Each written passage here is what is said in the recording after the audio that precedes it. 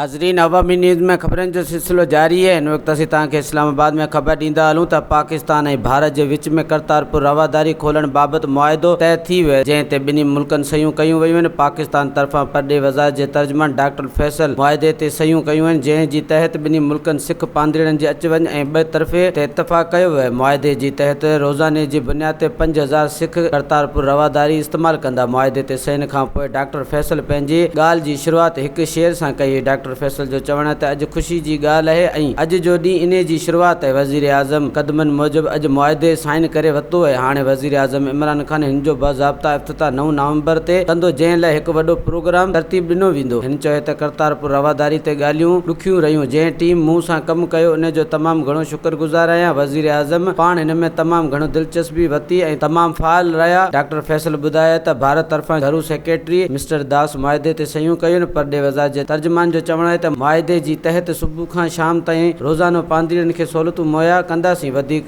जाइ मौजूदु हूंदी त 5000 खां वधीक पांधीड़नि खे बि सहूलियत मुहैया कंदासीं। पांधीड़ा अकेला ऐं ग्रुप जी सूरत में अची सघनि था। जेकॾहिं को पैदल अचणु चाहे त हुनखे बि इजाज़त हूंदी, जॾहिं त बस पिणु मुहैया कयूं वेंदियूं। वधीक ख़बरनि ऐं तफ़सील जे लाइ विज़िट कयो असांजी वेबसाइट awamiNewsHD.com ऐं ॾिसंदा रहो अवामी न्यूज़ HD।